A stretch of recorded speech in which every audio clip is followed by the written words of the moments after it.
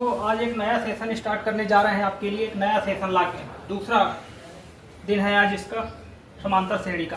कल आपको बताया था ना, किसी एक निश्चित राशि को जोड़ करके आगे बढ़ना ही, उसे ही हम समांतर श्रेणी कहते हैं। कोई भी एक समांतर श्रेणी लिखी होगी, कोई निश्चित राशि जोड़ करके आगे बढ़ रहे हैं, उसी को समांतर श्रेणी कहते हैं। और जिसको जोड़ करके आगे बढ़े उसे हम कॉमन डिफरेंस बोलते हैं, सारवंतर बोलते हैं। मतलब 3-3 जोड़ करके, 4-4 जोड़ करके, 5-5 जोड़ करके, 6-6 जोड़ करके आगे बढ़ते, उसे हम समांतर श्रेणी कहते हैं। या कॉमन डिफरेंस निकालने का एक और तरीका है। जैसे एक श्रेणी लिख रहे हैं 2, 5, 8, 11, 14, 17, ये एक समांतर श्रेणी है, एपी है। ये क्या है? एपी है। समांतर श्रेणी को हम शॉर्टकट में एपी बोलते हैं। अरिथमेटिक प्रोग्रेशन, समांतर श्रेणी को शॉर्टकट में एपी बोलते हैं। कितना जोड़ जोड़ करके आगे बढ़ रहे हैं? +3 +3 +3 +3 +3, मतलब जितना जोड़ जोड़ करके आगे बढ़ते हैं उसको बोलते हैं सारवंतर। सारवंतर मतलब डी, यानी यहाँ पे ए क्या है? ए 2 है और डी कितना है? डी को बोलते हैं सारवंतर। ये 3 है, ठीक। ए 2 है, सारवंतर डी 3 है। ए का मतलब है, यहाँ लिख देते हैं, ए का मतलब है प्रथम पद, ठीक, और डी का मतलब है सार्वभौमतर और सारवंतर। एक तो ये निकाल लेंगे, जोड़ जोड़ करके आगे बढ़ते हैं, उसे सारवंतर बोलते हैं। या किन्हीं भी 2 पदों का अंतर समान होगा, किन्हीं भी 2 पदों का अंतर समान होगा, उसे भी सारवंतर बोलते हैं। 2 पद कैसे? जैसे 5 में 2 घटाएंगे, 5 में 2 घटाएंगे 3 आ जाएगा, आ गया सारवंतर।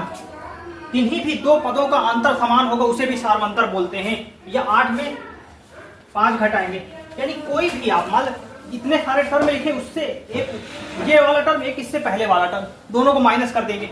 एक 14 लिखे हैं, फिर इसमें 11 माइनस करेंगे, 17 लिखे हैं, 14 माइनस कर 3, मतलब जो भी इस पे माइनस करेंगे उसके अगले वाले से पहले वाला माइनस करेंगे। यानी उसके इससे 5 है, ये पहले है, दूसरे वाले से पहला माइनस करेंगे, तीसरे वाले में दूसरा माइनस करेंगे। इसे ही बोलते हैं कॉमन डिफरेंस। एक तो इससे निकाल लेंगे, क्या जोड़ जोड़ करके आगे बढ़ने से भी कॉमन डिफरेंस कहते हैं। या फिर आपको ऐसा नहीं करना, डिफरेंस निकाल लो इन दोनों के बीच का कितना आ रहा है।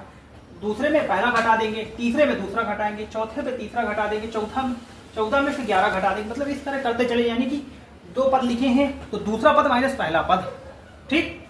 चलो आगे देखते हैं। देखो, अब देखो ये टी 50वां क्या होगा? 50वां पद क्या होगा? जब तक यही एपी लिखी रहेगी तो इसी से सॉल्व करते चले जाएंगे। ए कितना है? ए की वैल्यू कितनी? 1। 50 से पहले क्या पद आता है? प्लस लगाएंगे। जितना प्रथम पद होगा उसको यहाँ लिखेंगे, फिर प्लस लगाएंगे। फिर 50 से पहले क्या आता है? जिसको निकाल रहे हैं उससे एक पहले देखना है, 49। फिर हम इसका गुणा 49 का गुणा किससे करेंगे? 3 से। मतलब जो जितना डी होगा, 3 होगा, 4 होगा, 5 होगा, उससे गुणा कर देंगे। तो कितना हो जाएगा? 1 + 9 × 27, 4 × 12, 2 14, तो आंसर आ जाएगा 148, ठीक। चलो आगे देखें। अब ये हो गया। जैसे अगला ये क्वेश्चन है टी 632। देखो हमने ये एपी लिखी, इसमें 4 क्वेश्चन दिए थे। 18वां पद क्या है, 19वां पद क्या है, 50वां पद क्या है, 632वां पद क्या है। तो इन चारों क्वेश्चन को इसी एपी से सॉल्व करेंगे, ठीक। तो क्या लिखेंगे? ए लिखेंगे, ए की वैल्यू 1। फिर क्या करेंगे? 632 से पहले क्या आता है? 631, 631 × 3। यहाँ हमेशा प्रथम पद 1 नहीं होगा, सारवंतर 3 नहीं होगा, कुछ भी चेंज हो सकता है, वो हमको पता करना पड़ेगा इस एपी से। तो फिर क्या करेंगे? 1 प्लस, फिर इसका गुणा कर देंगे, 3 3 × 9, 6 × 18, तो आंसर आ गया 1894, ठीक। चलो आगे देखते हैं। अब क्या करते हैं? इसका एक फार्मूला होता है, Tn = A + n - 1 × d।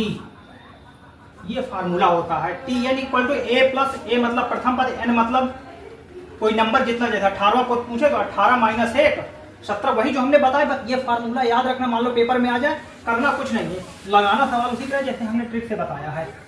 ये आपको याद रखना है कि पेपर में कहीं आना जाए, फार्मूला ना आ जाए। बट जो हमने बताया कि 18वां पद कैसे निकालते हैं, 19वां कैसे निकालते हैं, 50वां कैसे निकालते हैं, 632वां पद कैसे निकालते हैं, उनको ट्रिक से ही लगाना है। बट ये होमवर्क क्वेश्चन है। एक एपी दे के रखी है आपको, 9, 18, 27, 36, ये एक एपी है। तो इसका एपी, इस एपी का मतलब 89वां पद, 225वां पद, 999 पद, टी 80वां पद बताना है आपको क्या होगा। ये लिखा है जैसे टी 89, ए लिख देंगे, ए जो होगा फिर ए लिख देंगे, प्लस लिख देंगे, फिर उससे पहले वाला पद इंटू डी कर देंगे, इसी तरह निकाल देंगे। इसका कमेंट में आंसर देना। चलो आज के लिए इतना ही, कल आपको पढ़ाएंगे। फिर ये फार्मूले का याद रखना, यूज नहीं करना इस फार्मूले का, आपको याद रखना कि पेपर में ना आ जाए।